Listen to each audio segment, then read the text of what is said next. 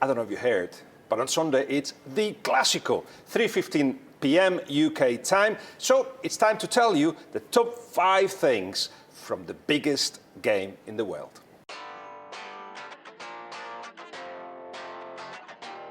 It's the first time since 2007 that in the Clásico there is no Ronaldo or Messi. 2 things to say about that. First of all, the fear of La Liga was that actually without Messi and Ronaldo, nobody would want to watch La Liga.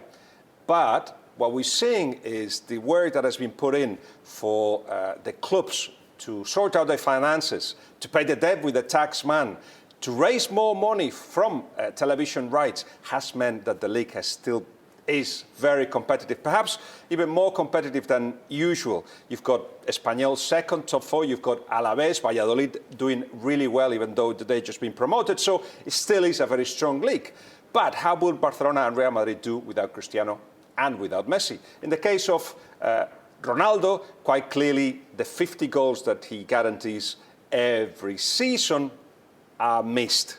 And we'll deal with that a little bit later. But the chances are being created, they're not being converting them in the way that they used to. You could play well against Real Madrid, but they will go like boom, boom, goal, and it will kill you. That's what Cristiano used to do. They don't have that effectiveness. In the case of Messi, well, he's injured, of course, and the way that Valverde is replacing him is with more collective work. Everybody's raised their game. They did certainly that with Inter, and where you find Barcelona now is top of the table, both in the Champions League and in the league. So there is life after Messi and Ronaldo, even though we wish they last forever.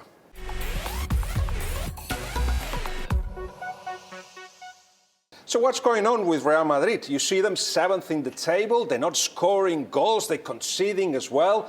Well, to be honest, it's, I think, a conceptual problem right here. You've got Lopetegui, who, like Rafa Benitez in the past, has decided to add structure to the team. He is, Lopetegui, from the Barcelona school, from Johan Cruyff school. He wants the team to attack in a certain way, to build from the back. The positioning of the players is important. He wants all these solutions to be collective. But what that has meant is that so much reinforcement into the collective, into a style above perhaps the individuals, has meant that Real Madrid has lost a little bit of improvisation. What was Real Madrid all these years? How did they win the Champions League 4 times in 5 years? It was down to the individual talent, individual quality, and that is something, by the way, that has been reduced in the last few years as the policy of Real Madrid has changed. The last Galáctico was James Rodriguez, that was 2014. Now they're buying young players and they're using or saving money for Neymar or Mbappé and for a retractable roof. Florentino Perez was actually to rebuild the stadium. So that has meant that the quality of the squad has certainly been reduced. But what has also happened is that because Lopetegui insists on one way of playing, the quality gets reduced. The quality doesn't get seen so much. Yes, the chances are being created, but at the end is the improvisation. Real Madrid was always a hammer without even, perhaps sometimes going against the tide. What you had was Real Madrid scoring 1-2 goals and kill you. They don't have that because of that focus on the collective. But certainly what's happening as well is that the players are not at their best.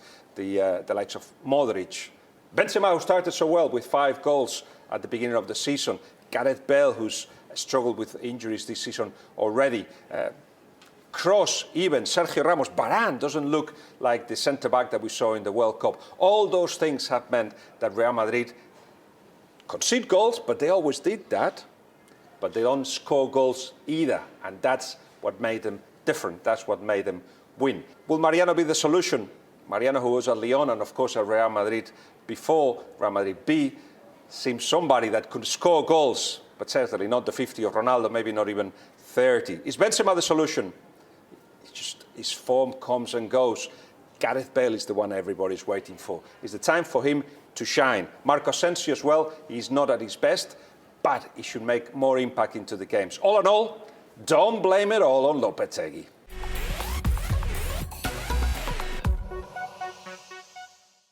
So Barcelona are top of the table in the league and top of the table in the Champions League, so no problem. They're just going fine, aren't they? So why so many question marks about Ernesto Valverde? And it has to do with the philosophy of the club, with the style. People are still not saying a wonderful Barcelona, even though against Inter in the Champions League, you saw a team that controlled the game, pressured high and recovered the ball early, created chances, and without Messi. How has Valverde sorted that out, the absence of Messi, adding a midfielder? It was Rafinha, who was playing, surprisingly, his second start of the season, but did really well. He was starting on the right-hand side, but actually coming into the middle, with Luis Suarez going wide and allowing Rafinha to play almost like a false nine role. It did work. Basically what it is an extra midfielder. And the fact that Arta is there helping Sergi Busquets, what you've got is a team that control games. So Valverde really had to decide, and will do so in the Clásico as well, if he goes the Dembélé-Arturo Vidal way, much more direct, where every pass is a vertical pass, where Dembélé tries 1v1s in places where he shouldn't.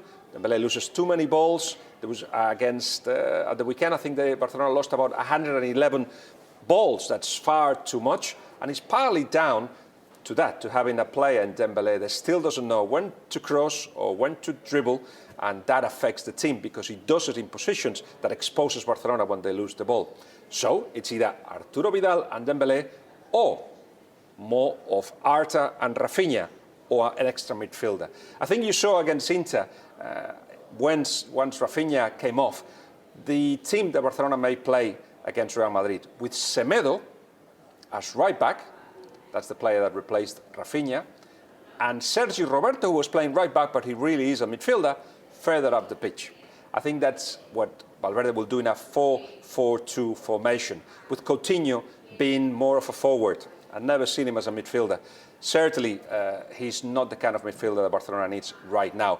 But next to Luis Suarez, there's a lot of danger there. 4-4-2 is what perhaps Valverde is thinking of. Forget about the 4-3-3, forget about the 4-2-3-1 of last season, 4-4-2. Because Valverde knows that Real Madrid likes to keep the ball as well. We'll have lots of midfielders, so it's going to be a battle right in the center between the quality of Barcelona and the offensive quality as well of Real Madrid, right in the middle.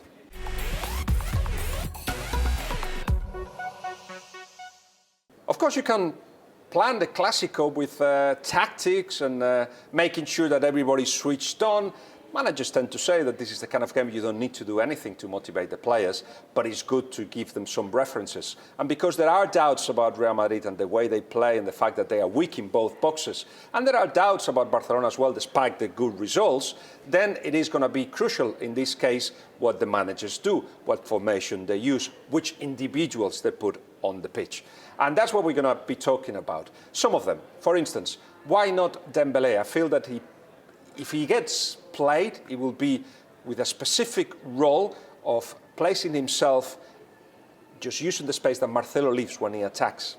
The problem is, Dembélé forgets to track back, and as I said, he doesn't really have a clear idea of how tactically Barcelona plays. So perhaps Semedo and Sergi Roberto will be a more safe idea from Valverde. But if not Dembélé, who can just beat defenders there? Coutinho. There is two players in my eyes that really need to step up, and one to keep the level. This is from Barcelona. The one to keep the level is Arta. He is now not just a Xavi look-alike. He actually does a lot of things that Xavi does. Don't compare him to him. I've just done that. I shouldn't have done it. But basically what you have is a midfielder that does the short passing, doesn't lose the ball, but he's able to, and that's the thing missing in his game, but will appear at some point, able to actually open up defenses with passes. That's what Xavi had and made him so great. Even sometimes he will get into the box. He scored goals against Real Madrid, Xavi. So Arta is there to help Sergi Busquets. Sergi Busquets loves Arta. Now, Coutinho and Luis Suarez, they will have to step up. In the case of Coutinho, you have a forward there, somebody that ends move, somebody that perhaps has the last pass, but always thinking as a forward. Against Inter, you didn't see a lot of Coutinho, but he has had moments of brilliance. You will need that from Barcelona. And Luis Suarez, he's decided, I will fight Well, the goals don't come. He scored against Inter, but it's the first goal in 16 games. Basically, I will fight, and that's what he will guarantee. And move around as well. If he moves from the central position, where will the centre-backs, or who will the centre-backs defend? Well, then Coutinho can come from deep, or maybe Arta can come from deep, and the same with Rakitic. So Luis Suarez will be key for tactical reasons, and also as a leader that he is of the side. How about Real Madrid? Well, it's about making sure that the centre-backs don't make mistakes, and at the moment, Sergio Ramos and Varane are prone to that. The midfield feels confident, and Modric is key here. Modric, who has not been at his best since the World Cup, he said it himself. He's tired, perhaps as much mental as physical. He doesn't govern the games anymore. He loses possession a lot, and the same happens with Kroos. So both of them will have to certainly improve, and up front. Will it be Marco Asensio? Marco Asensio is the guy that has got everything you need to be a top 5 player. And now we're finding out that mentally perhaps he's not strong enough, or he's not mature enough. He doesn't get hold of the games. He doesn't say, and imagine a 22-year-old, I don't know, Cristiano or Messi or Hazard. They would have gone, give me the ball, I'll do it for you. Still not doing that, far too shy.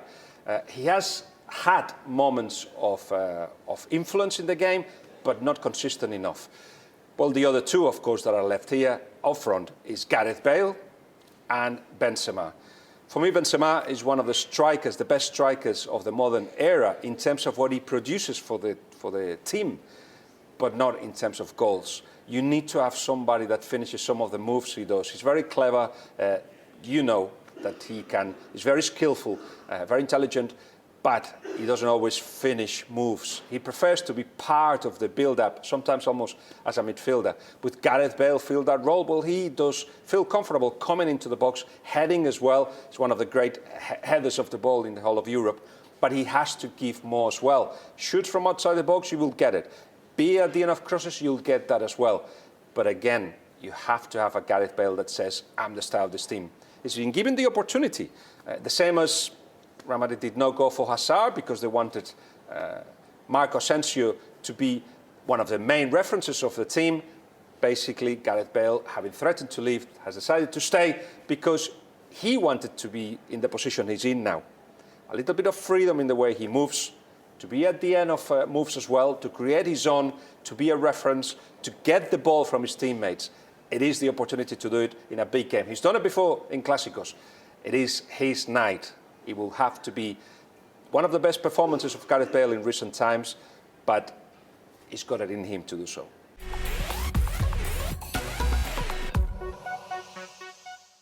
And of course, the elephant in the room, the future of Lopetegui. Let me tell you something. First, football is funny. Imagine for a second that Real Madrid beats Barcelona 5-0. At the Camp Nou, destroys Barcelona. You don't see it happening, but a Clásico is a Clásico. How could the lack of confidence of the board, namely Florentino Perez, the chairman, how could they act after that? Football is funny, and football likes to break down the script and create another one that you don't expect. So anything can happen. But let me tell you, the confidence of the board, the confidence of Florentino Perez towards Julen Lopetegui is gone. He is a dead man walking. A similar situation happened to Rafa Benitez. Don't want to compare both because Rafa Benitez has won so many trophies and had experiences at the top before he arrived to Real Madrid. And there were different circumstances that actually meant that he had to leave. But what happened for certain is that having lost against Barcelona in the Clásico, you knew that at some point soon he was going to depart. And basically what happened was that Florentino Perez spoke individually to Cristiano Ronaldo, to Sergio Ramos, the two leaders of the side. They both agreed, yes, Rafa Benitez is not for us. How about Zidane? We don't think that he perhaps is the ideal man, but you know, it's somebody that will you trust? That's what Florentino Perez asked, and Sergio Ramos and Cristiano said, yeah, we'll go with him. There were doubts about his ability to manage a side, tactically more than anything else, but both players decided that that was the way forward, so Florentino went with that. Right now what we've got is Florentino saying, not in the media, but publicly, at the end of games, in the VIP area of the Santiago Bernabeu, Julen Lopetegui is not for Real Madrid. That is 100% true.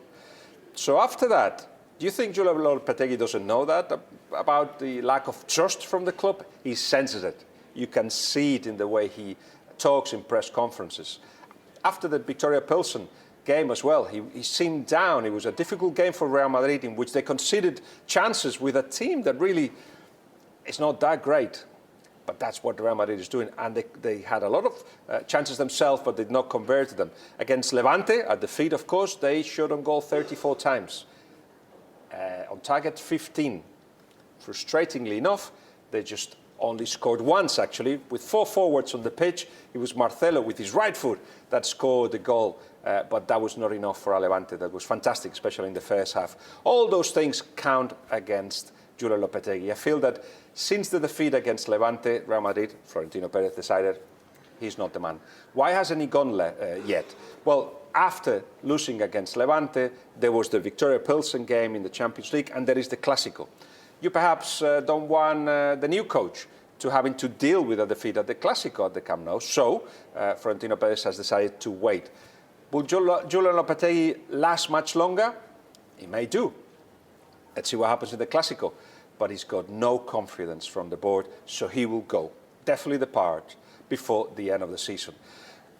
Who will replace him? Antonio Conte said yesterday on Spanish radio that he has not been contacted, that he hasn't dealt with Real Madrid, that he hasn't spoken to anybody at Real Madrid, and that may be true. His agent, on the other hand, has been talking twice with Real Madrid, so they know, his agent knows that Real Madrid want him. The talk was that perhaps Solari or Guti, who is not at Real Madrid, but of course was a former legend of Real Madrid now, he's at Besiktas as assistant coach. Solari, who is the Real Madrid B manager, it's perhaps too early for him. They have high hopes for him, but they don't want to burn him out on this situation. So Conte is the front runner to replace Lopetegui. What they want is somebody strong, somebody with a clear idea of what kind of football can be put in practice, and who will not destroy the essence of this Real Madrid, which is the improvisation. I'm not sure Conte is the man for all of that, but for some of it, it is, and that's what Real Madrid are thinking. Others have mentioned Jose Mourinho. We all know the admiration that Florentino Perez has for Jose Mourinho, so perhaps not now, but at some point we may see Jose Mourinho coming back. Arsene Wenger has been mentioned as well, but I feel that in recent years his prestige has diminished back in Spain, so it'll be difficult to explain for Florentino Perez to bring him on right now, even though he hasn't got a job. But it is desperate measures for Real Madrid. The one that they seem to have very, very clear is that Florentino Perez doesn't want Julen Lopetegui to stay.